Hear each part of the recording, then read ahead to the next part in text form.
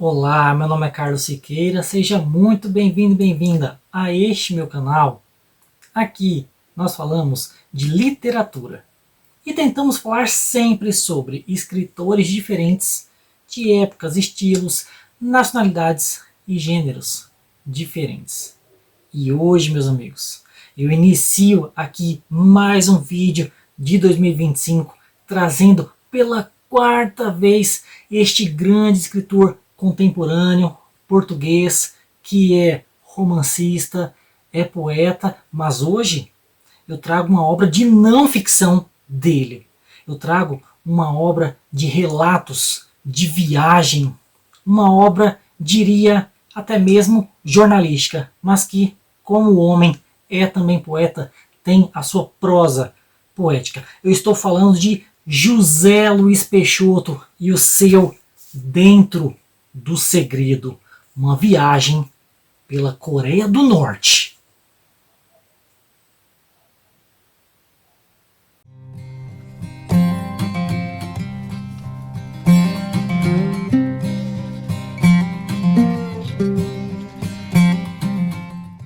Bom, se alguém ainda não conhece José Luiz Peixoto, saiba que ele é um grande escritor português contemporâneo, o mais jovem vencedor do prêmio José Saramago, um homem que escreve em diversos gêneros e que eu, Carlos Siqueira, gosto muito dele e quero ler tudo do homem.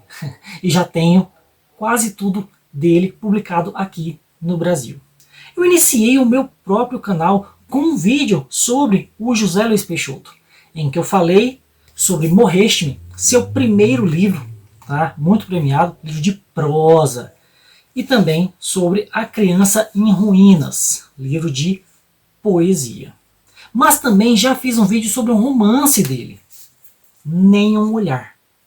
E também já fiz um vídeo sobre Regresso a Casa, livro de poesia. Mas hoje, meus amigos, eu não estou aqui para falar de ficção.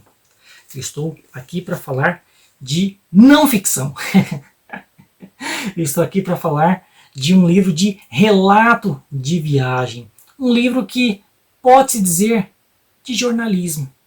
Um livro que pode-se dizer, talvez, de crônicas, tá? Sobre a Coreia do Norte. Coreia do Norte que todo mundo conhece, né, meus amigos? Quer dizer, a gente conhece o que nos é mostrado, aquilo que a gente escuta falar, porque, na verdade, a Coreia do Norte é o país mais fechado do mundo. Um país que vive um regime ditatorial há décadas. Um país atrasado. Um país em que tudo ali parece surreal. Eu vou ler depois alguns trechos aqui, tá? E o José Luiz Peixoto nos diz que ele sempre teve muita curiosidade de conhecer a realidade, o dia a dia de algum país que vivesse isso. Uma espécie de ditadura. Mas ele repete 1000 vezes que ele é contra toda ditadura, contra toda censura, contra toda forma de dominação. Mas que ele, como observador, como escritor, como pessoa curiosa, queria conhecer um pouco da realidade de algum país que estivesse nessa situação. E acontece que ele tinha um amigo coreano e ele pensou, por que não? E acontece que este livro aqui ele foi publicado em 2012, tá? E se eu não me engano, 2012 mesmo, é isso mesmo, 2012 seria o centenário do primeiro grande líder lá. Gente, eu não vou lembrar os nomes, tá? Esses nomes coreanos, eu não vou lembrar. Pois bem, seria o centenário, né, de um dos líderes, né? Eles tiveram 3 líderes. Eu não vou lembrar o nome dos 2 primeiros, mas o atual é o Kim Jong-un. Acho que é isso. Pois bem, e aí surgiu, né, a oportunidade de fazer uma viagem em que o estrangeiro poderia ficar muito mais dias do que o comum, e ele aproveitou e foi. Né? viveu uma realidade totalmente diferente. Em vários momentos ele se arrependeu de estar ali. Ele viu coisas que ele não gostaria de ter visto. Muita pobreza, muita disparidade na vida das pessoas. Porque é assim, na capital, por mais que algumas coisas ainda sejam atrasadas, sejam velhas, falte água, por exemplo, no hotel em que os turistas estrangeiros que pagaram bastante para estar ali, não tinha água. Por mais que a comida seja a mesma todo dia, por mais que as bolachinhas que deem lá estejam vencidas, ele relata tudo isso, tá? Ainda assim, a vida na capital é muito mais fácil do que as áreas mais afastadas. As áreas que você não pode fotografar, inclusive, tá? Porque tudo passa por um filtro. Então, assim, você não pode levar nada para lá que seja assim de material físico, escrito. Não pode levar livro, meus amigos. Mas o Peixoto, ele levou um livrinho escondido. Que livrinho que ele levou? Esse aqui, ó.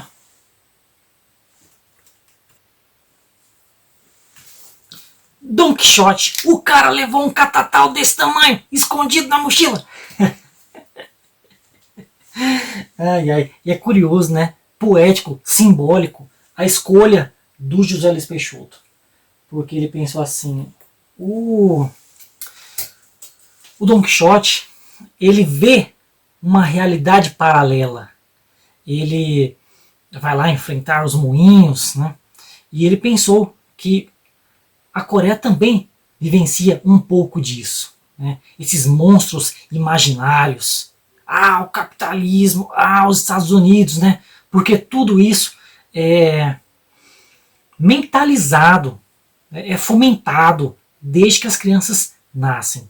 Ele fala várias vezes aqui que sempre que ele ia a algum lugar, e sempre você está acompanhado de um guia, tá? No caso, ele ficou com 2 guias, um menino e uma menina. Menino e menina é modo de falar, tá? É um homem e uma mulher. Pois bem, e ele fala que em alguns lugares o pessoal falava em coreano e os guias traduziam para o inglês. Só que tinha algumas pessoas ali que sabiam coreano. E elas falavam, na verdade, o soldado ali contou que os capitalistas fizeram tal coisa, mas a guia traduz assim, os norte-americanos fizeram tal coisa. Tá? Então assim, é tudo muito enviesado, tá? Tudo muito ideológico. Pois bem, e ele foi para a Coreia sem avisar ninguém além da mãe dele. Lá, obviamente, ficou isolado porque você não pode acessar o seu celular. Quando você entra na Coreia, eles recolhem o seu celular, só devolvem no dia de ir embora. Lá você não tem internet, tá? E quando ele disse que ele era escritor, fizeram ele assinar um documento de que ele não poderia escrever sobre a estadia dele. Não poderia escrever nada, tá? E como é que esse livro surgiu então? Na verdade, depois ele entrou com uma ação, advogado e tudo mais, tá?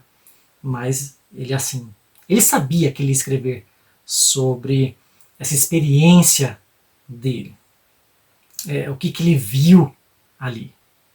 Ele viu muitas coisas, tá? Muitas coisas, inclusive, que ele não gostaria de ter visto. Meus amigos. Pois bem, eu vou ler para vocês alguns trechos, porque, gente, é um livro de relato de viagem, tá? Ele vai falar os lugares que ele foi, as impressões que ele teve. Como eu disse anteriormente, o José Luiz Peixoto fala que viajar é interpretar. Porque duas pessoas vão a um lugar, só que na hora de descrever esse lugar, as duas descrevem de maneira diferente. Uma pode achar bom, a outra não. O que uma elenca como uma coisa positiva, a outra não acha dessa forma. Então, assim, é muito interessante isso. Então, eu vou ler algumas passagens para vocês perceberem o teor, tá? Às vezes a crítica também, mas a prosa poética do José Luiz Peixoto, que eu gosto muito. Vocês já conhecem porque esse é o quarto vídeo já do cara. E, gente, começou a chover, tá? Então, talvez vocês escutem aí ruídos de gotas no fundo. Perdoem porque eu não sou o senhor do tempo. Mas eu sei que vai chover. Ih, ó o chorão aí, ó. Eu nem gosto de chorão. Charlie Brown Jr., nunca gostei. Mas infelizmente eu sempre lembro desse verso. Eu não sou o senhor do tempo, mas eu sei que vai chover. Acho que é isso que fala, né? Me sinto muito bem quando estou com você. É alguma coisa assim, né? Um abraço ao meu amigo André, que adora o chorão aí, ó. Pois bem, meus amigos. Então, eu quero ler para vocês. Eu separei alguns trechos. E é o seguinte. Alguns eu lerei nesse vídeo. E outros eu farei um vídeo só de trechos lidos. Tá? E esse segundo que eu separei, ele explica um pouco da situação da Coreia, para quem não sabe. Tá? Que inclusive, gente, até pouco tempo atrás, antes de ler o livro, tá? Antes de ler eu já sabia. Mas assim, descobri no ano passado, 2024. De onde veio essa separação? Né? Coreia do Norte, Coreia do Sul, metade capitalista, metade comunista. E aí só depois que eu... é verdade, né? O Japão estava metido lá na Segunda Guerra Mundial, o Japão perdeu a guerra, mas o Japão estava dominando ali a Coreia. Então, como ele perdeu a guerra, então forças capitalistas, os Estados Unidos, né, entraram na Coreia também, né? E do outro lado também a mesma coisa, é igual aconteceu na Alemanha, né? Então ficou metade capitalista, metade comunista. Então assim, eu descobri isso faz pouco tempo. Foi quando eu li o prefácio daquele livro Contos Contemporâneos Coreanos. Vou deixar o link aqui no card. Inclusive depois trarei mais contos daquela antologia, tá? Aguarde, meus amigos. Pois bem, mas eu vou ler aqui um trecho que ele explica um pouco dessa situação. Na página 20, ele diz: após o bombardeamento de Hiroshima e de Nagasaki, o Japão rendeu-se aos aliados em agosto de 1945. E nesse mesmo momento terminou seu domínio sobre a Coreia. No mês seguinte, as tropas americanas chegaram ao sul da península. O exército soviético, acompanhado por grupos comunistas coreanos, estava já em algumas áreas do norte. Numa reunião de emergência, com vista a determinar esferas de influência, o coronel americano Jim Rusk propôs ao general soviético Chicagov a criação de uma fronteira no paralelo 38. Essa passou a ser a linha de divisão entre a Coreia do Sul e do Norte. Em seguida, tem um parágrafo aqui que ele fala, né, das lutas, dos combates que tiveram nesse tempo e que o lado sul recebeu ajuda dos norte-americanos. Vários soldados norte-americanos. E depois tem um parágrafo que aí sim eu vou ler, que diz assim: em 1953 terminaram os confrontos seguidos de retirada para o respectivo lado da fronteira. Mas as tréguas nunca foram assinadas. Formalmente, as duas Coreias continuam em guerra. Este é o resumo mínimo de algo que será sempre maior do que aquilo que uma só pessoa pode compreender, por mais livros que leia.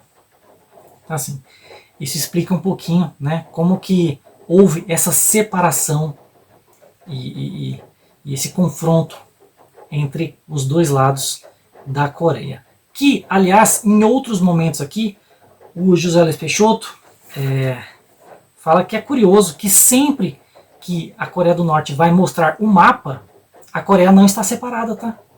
A Coreia continua sendo apenas Coreia. Inclusive, Coreia do Sul e do Norte é como nós chamamos a Coreia. Tá? Mas eles mesmos se consideram apenas um.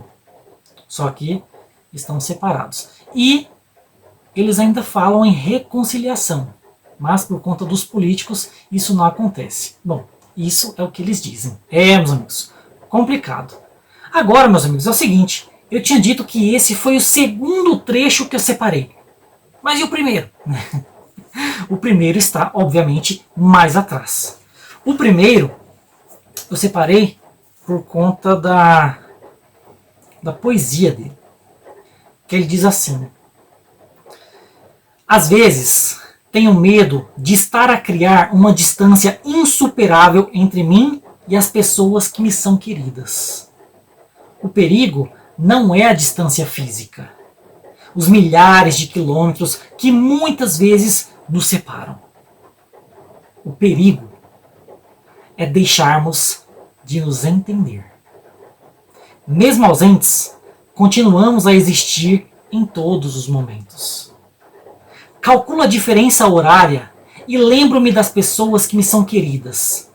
Telefono à minha família, mas os lugares onde estou, aquilo que ouço e aprendo é muito diferente dos lugares onde eles estão, daquilo que ouvem e aprendem. A experiência que temos do mundo diverge cada vez mais. Utilizamos palavras, são as mesmas, mas têm significados diferentes. Tenho medo de deixar de entender a minha mãe. Tenho medo que ela deixe de me entender a mim. Depois ele prossegue. Isso é bem no comecinho do livro, página 15, tá? Que ele vai falar de quando liga para ela e tudo mais. Inclusive, as ligações na Coreia são complicadas também. É tudo muito caro, tá? Você liga por minuto, né, que cobra. Só que, assim, se a pessoa demorar muito para atender, você vai pagar do mesmo jeito. Enviar e-mail, você pode enviar. Você paga para enviar. Mas você não pode responder de volta. Então, assim, é mensagem só de ida. Meus amigos, complicado, hein? E várias outras situações que ele coloca aqui. Né? Eu falei da censura, que tudo passa por um filtro. E, gente, assim, é uma coisa surreal. Uma coisa que parece até ficção. Mas tudo gira em torno dos grandes líderes. Tá? Teve o primeiro, que eu não lembro o nome, o segundo também não, e o terceiro, que eu acho que é o Kim Jong-un. Né? As músicas, todas falam de como eles venceram os inimigos, de como eles são o Pai eterno de toda a nação, os salvadores da pátria, os defensores dos oprimidos e tudo mais. Tudo, não existe assim uma música, eu vou fazer uma música de declaração de amor. Não existe. Tudo tem que falar sobre os grandes líderes. Os lugares que você visita, tem lá uma placa, né, enorme. Então, nesse dia aqui, ó, sei lá, dia 1º de outubro de 1950 e pouco, o grande líder visitou esse lugar. Olha, essa pedra serviu de descanso para o grande líder quando ele visitou esse lugar quando estava sendo construído. Então, assim, às vezes a gente vê alguns questionamentos das pessoas, mas será que as pessoas, assim, elas adoram mesmo os líderes, os políticos de lá, ou é tudo fingimento? E me parece não, né? O Peixoto fala que acredita que elas realmente amam porque elas não têm contato com o mundo exterior. Não tem assim como você duvidar daquilo. Porque é só aquilo que é propagado. Ele foi numa biblioteca e só tem livros sobre a Coreia. Só tem livros de como eles superaram os capitalistas, de como eles venceram a batalha, a guerra, de como foi a construção de tal prédio e tudo mais. Não tem assim, não tem o Don Quixote. E aí ele foi num departamento de literatura estrangeira. Você fala, bom, aqui deve ter, né? Ó, tô olhando aqui, ó, na minha frente, ó. Tem ali o Albert Camus, tem aqui o Ferenc Monner, tem aqui o Daniel Pennac, tá? Não tem. A literatura estrangeira são os livros da própria Coreia que foram traduzidos para fora, ou os livros de fora que o governo permite que sejam lidos dentro da Coreia. Livros sobre a Coreia na Coreia. Então assim, é tudo muito bitolado, sabe? É extremamente fechado naquele mundinho. E ele fala que a guia, quando vai contar a história e chega numa parte desagradável, ela se lamenta, às vezes chora. Parece uma coisa assim encenada. E talvez seja mesmo, tá? Ele falou que, no momento aqui, essa passagem me marcou, que ele saiu de um prédio e aí tinha um trabalhador, né, do lado de fora, limpando alguma coisa. E aí quando ele viu o Peixoto, ele desviou o olhar e olhou para uma janela e ficou admirando. Mas o que tinha nessa janela? Tinha lá uma menina, né, supostamente fazendo algum experimento químico. Só que assim, não tinha nada lá, só tinha uns vidrinhos, nem branco era o negócio. E ele fala, é tudo muito encenado, cara. É tudo muito superficial, artificial. É uma coisa assim absurda, tá? Assim, muito curioso e muito triste também, né? Toda essa realidade que parece irreal, sem contar nas partes de pobreza e tudo mais, né? Pois bem, meus amigos, parar de falar aqui, vou ler mais um trechinho que eu separei para vocês. Vocês viram como que é a prosa poética do Peixoto, né? Aqui eu separei mais algumas frases. Olha só o que ele fala, gente. Aquilo que se quer ver é uma parte grande daquilo que se vê. Olha que reflexivo, que poético isso. Quantas vezes a gente é enganado pelas nossas vontades. As pessoas elas acreditam naquilo que querem acreditar. Então, aquilo que se quer ver é uma grande parte daquilo que se vê. Como nosso olhar é enviesado também. Mais abaixo, no mundo imperfeito, não há ninguém que esteja sempre certo. E depois ele vai falar aqui de uma cena que tocou o poeta. Ele diz assim: muitas vezes assisti a trocas de afeto entre adolescentes, adultos ou crianças abraçadas, de mãos dadas. Esses sinais de carinho eram independentes do sexo. Rapazes abraçados a rapazes, de mão dada.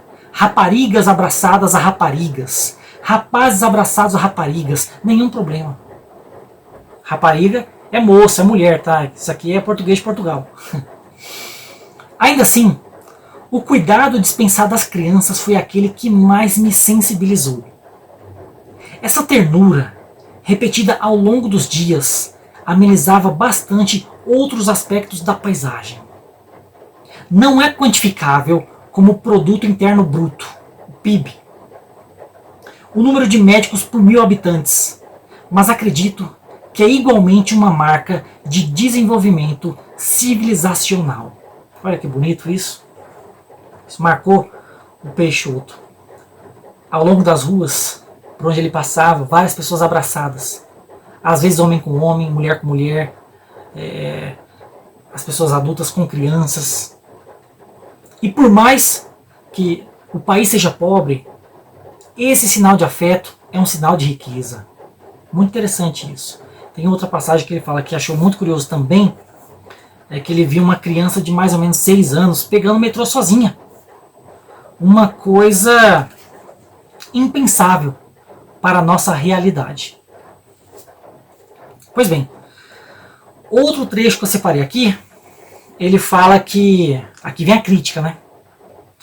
Ele foi a uma loja de utensílios, né, de eletrodomésticos.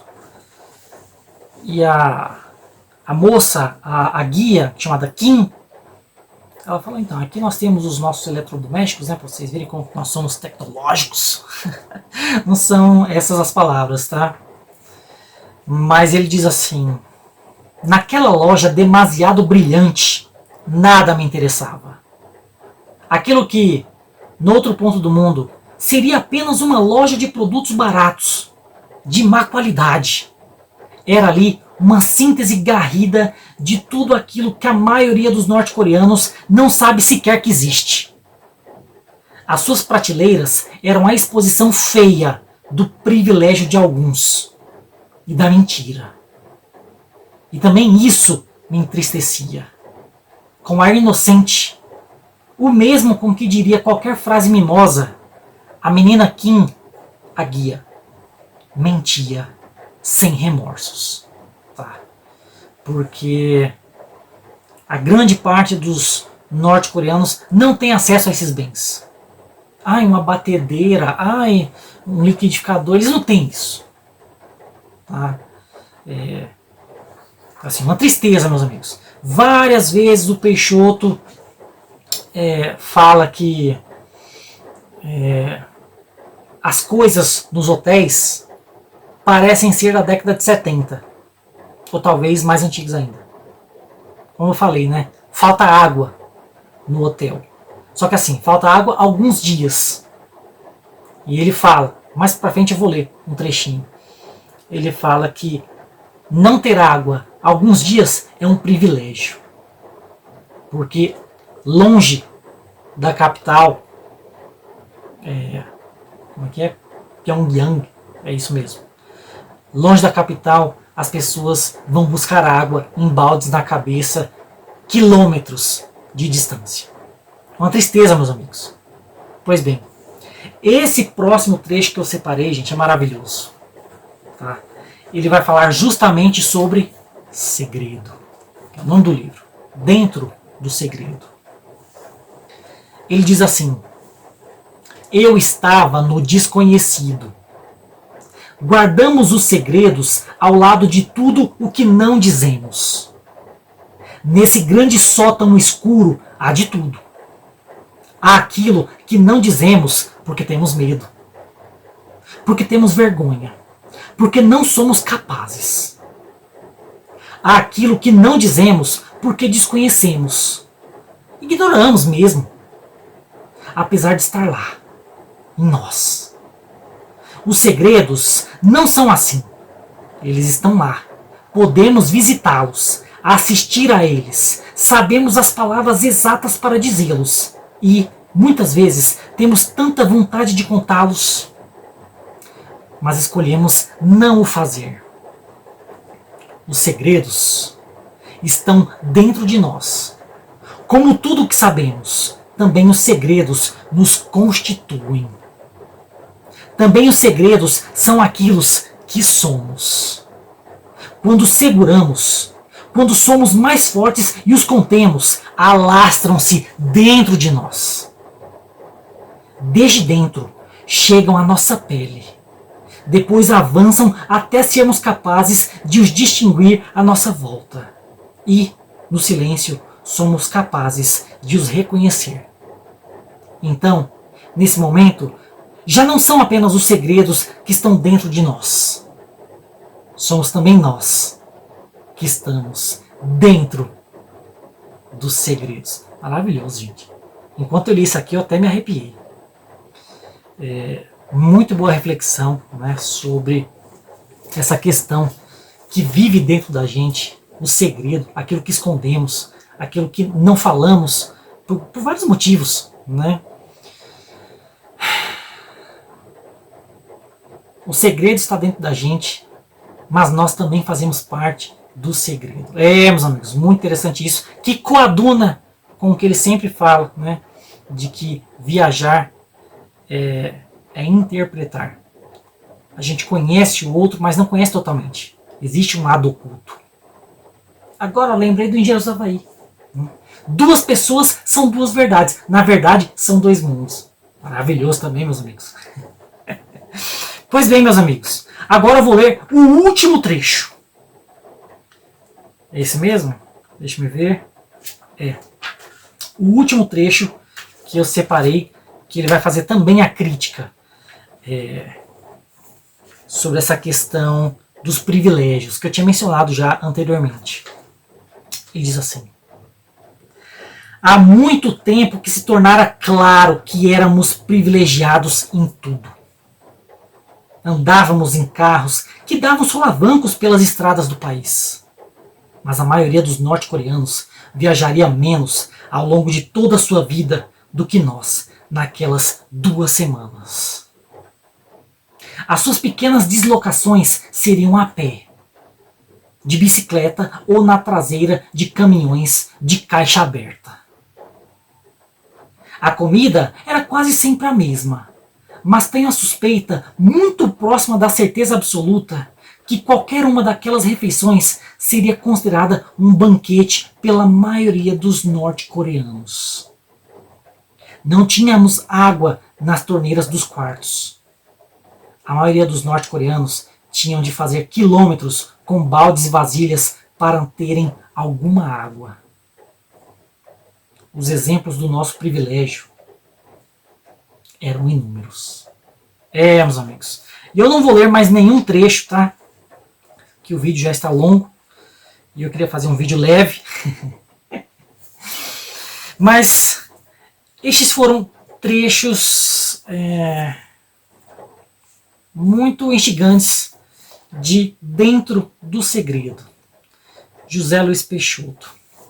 Uma viagem pitoresca deste grande escritor nesse lugar também pitoresco. Esse lugar, como ele pintou, digamos assim, cinza, apagado, as cores sem vida, as coisas sem vida. Ele menciona aqui vários prédios, lugares históricos, mas que tudo passa uma superficialidade. Como se fosse falso. Como se fosse ensaiado. Tá assim. Pra gente conhecer um pouco mais e pensar. Mas, meus amigos, é o seguinte. Aqui é o canal de Carlos Siqueira.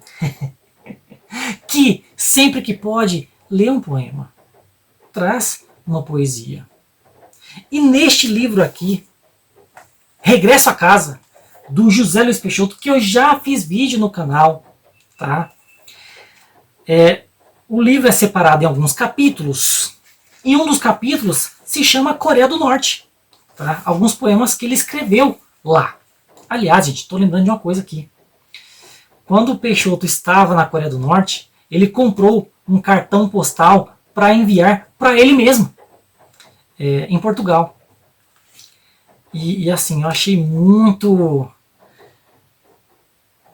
poético, muito interessante. Eu vou ler para vocês. Eu não ia não, mas eu vou ler agora, tá? Deixa eu achar aqui.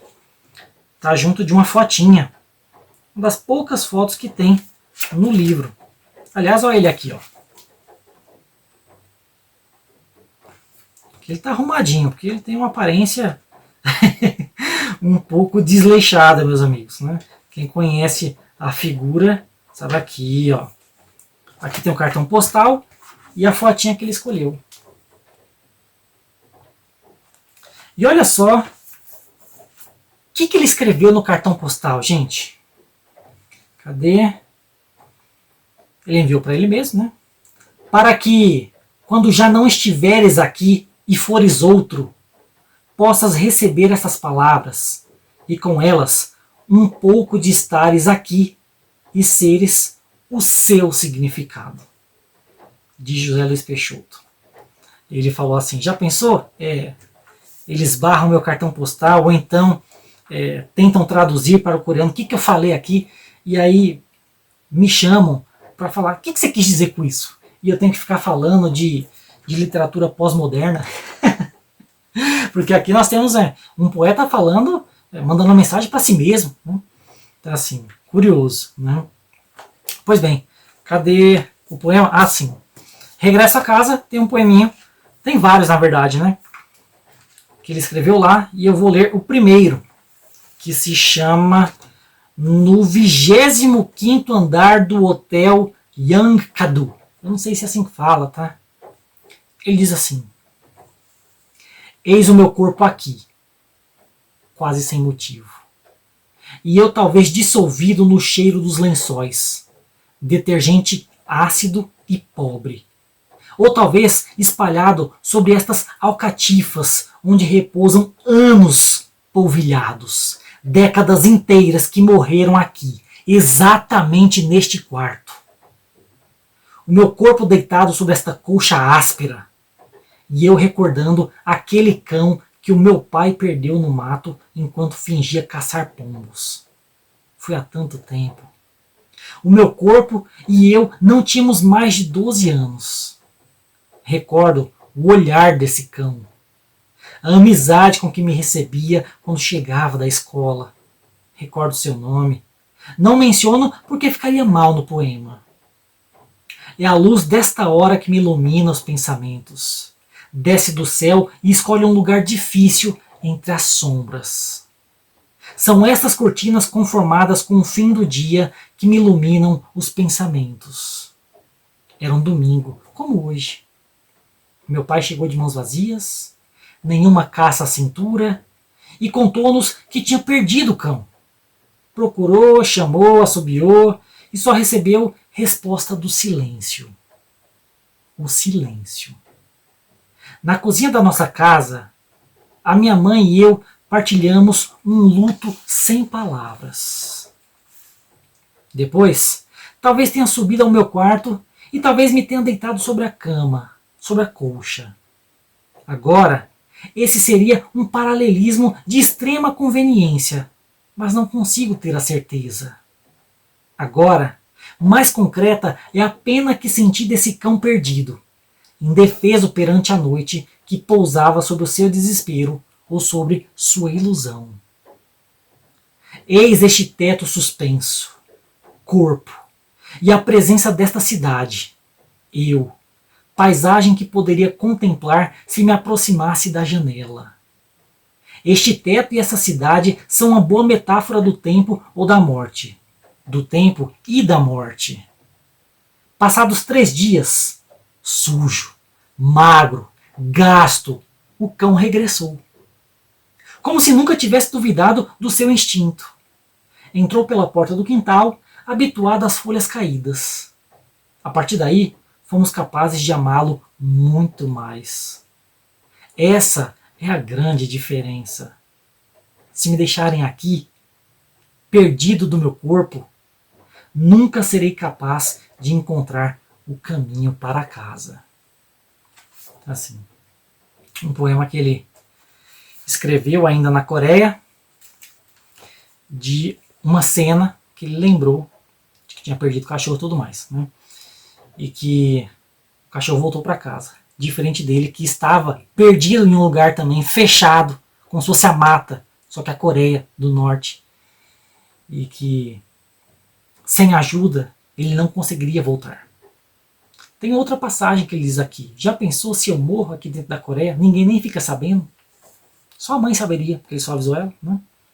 Então, assim, uma experiência curiosa, meus amigos. O José Luiz Peixoto voltou à Coreia ainda mais algumas vezes. Se eu não me engano, ele já foi 5 vezes para a Coreia do Norte. O que ele perdeu lá, meus amigos? Eu não sei. Não sei mesmo. Mas ele acha curioso, tá? Mas veementemente ele critica os líderes, a realidade, o país, a postura, a ditadura e tudo mais. Mas fica aí a minha recomendação então. Depois eu farei outro vídeo sobre não, né? Só de algumas leituras que eu não li neste aqui. São 1, 2... Como assim só são 2? Depois eu separo mais trechos para ler para vocês, meus amigos. Bom, este foi o vídeo de hoje. Um vídeo um tanto simples, né? Porque é um livro de não ficção, gente. Aqui ele vai falar de várias outras coisas, tá? Lugares que visitou, o que ele... não vou dizer aprendeu, né? Mas aquilo que ele ouviu dos outros. E as suas experiências. E eu espero que vocês tenham gostado. Se você chegou até aqui, se você gostou do vídeo, curta, comente, compartilhe, se inscreva no canal. Essas coisas todas que vocês estão acostumados a fazer. Muito obrigado, meus amigos. E até a próxima. Não, mas eu preciso te dizer uma coisa, meu amigo. Eu estou aqui, ó, com uma camisa de corrida, um desenho de um cachorrinho, né? Porque era uma corrida de humanos e cachorrinhos, né? E ainda sobre o livro, o José Luiz Peixoto, ele teve uma experiência que eu não gostei não. Quem teve foi ele, mas quem não gostou fui eu. Ele comeu carne de cachorro, meus amigos, que é isso? Não é legal, gente. Eu tô dando risada, mas é de nervoso, né? Ele disse que estava um pouco disperso no momento, e aí a menina, Kim, fez uma pergunta e várias pessoas levantaram o braço. E aí ele chegou num coleguinha lá e falou assim, o que ela perguntou? Perguntou quem quer experimentar carne de cachorro hoje à noite. E aí ele foi e levantou também. Porque, curioso, né? Quer sentir, quer saber como é. E ele falou que é o seguinte, a carne não tem nada em si. O problema é a consciência de que é um cachorro. Porque ele já teve cachorro. E ele adorava cachorro. E aí não é legal ficar pensando no cachorro.